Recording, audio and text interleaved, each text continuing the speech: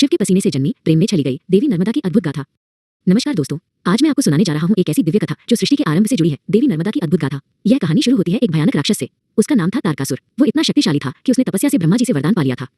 तारकासुर के 3 पुत्र थे, विद्युन्माली, तारकाक्ष और कमलाक्ष। वरदान के बल पर ब्रह्मा जी ने उन्हें 3 उड़ते हुए शहर दिए, सोने, चांदी और लोहे के। इन्हें त्रिपुर कहा जाता था। शर्त ये थी कि ये तीनों शहर तभी नष्ट होंगे जब वे एक सीधी रेखा में आए और उन पर एक ही बाण चलाया जाए।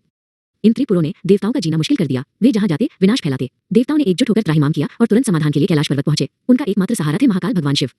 देवताओं की पुकार सुनकर शिव ने अपना धनुष उठाया, पिनाक। उन्होंने तुरंत विनाश का संकल्प लिया, लेकिन त्रिपुरों के संरेखण अलाइनमेंट की प्रतीक्षा करनी पड़ी। वह क्षण हजारों वर्षों तक नहीं आया और फिर वो महाविनाश का पल आ ही गया। हजारों वर्षों बाद एक ब्रह्मांडीय घटना हुई। सोने, चांदी और लोहे के तीनों नगर एक सीधी परफेक्ट लाइन में संरेखित हो गए। हवा थम गई, देवता सांस रोके खड़े थे।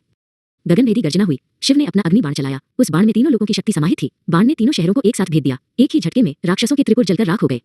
महाविनाश हुआ। इसे त्रिपुरों का दहन कहा गया। ऊर्जा इतनी विकराल थी कि पूरे ब्रह्मांड में गर्मी फैल गई। शिव ने जीत तो हासिल की, पर उस शक्ति का ताप उनके अपने शरीर को भी जला रहा था। उस असहनीय गर्मी को शांत करने के लिए शिव एकांत में बैठ गए। उन्होंने गहरी समाधि लगाई। उनका शरीर शांत होने के बजाय और भी अधिक ताप उत्पन्न करने लगा। फिर क्या हुआ? अत्यधिक ताप के कारण शिव के माथे और पूरे शरीर से पसीना बहना शुरू हो गया, प्रचुर मात्रा में। ये दिव्य पसीना बहकर नीचे जमीन पर जमा हो गया और देखते ही देखते एक निर्मल शांत तालाब बन गया।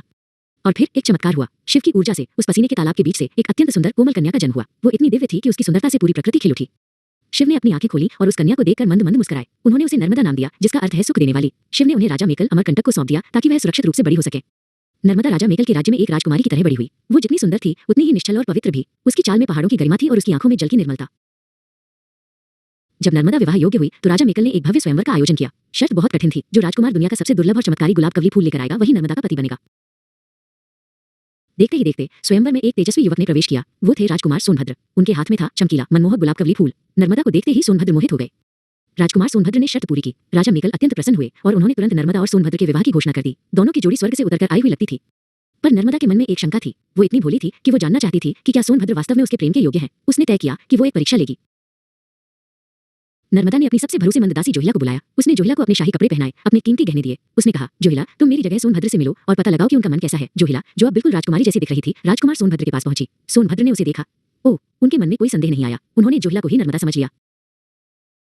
जोहिला, जिसे तुरंत सच्चाई बता देनी चाहिए थी, चुप रही। राजकुमार सोनभद्र के मीठे बोल और उनकी प्रशंसा ने उसे मोह लिया। दोनों वहीं एक दूसरे के प्रेम में पड़ गए, झूठ की नींव पर। वहीं एक गुप्त स्थान से नर्मदा सब कुछ देख रही थी। उसने अपनी दासी पर विश्वास किया था और दासी ने उसे धोखा दिया था। उसका हृदय धक से बैठ गया। उस क्षण नर्मदा का दिल टुकड़े टुकड़े हो गया। प्रेम में ऐसा छल, ये केवल सोनभद्र का नहीं बल्कि उसकी प्रिय दासी जोहिला का भी धोखा था। उसका पूरा संसार एक पल में ढह गया। नर्मदा ने क्रोध और निराशा से भरे उस स्वार्थी संसार को त्यागने का निर्णय लिया। उसने राजा मेकल के राज्य को अलविदा कहा और सीधे महादेव शिव के पास पहुंची। उसने गहरी तपस्या शुरू कर दी।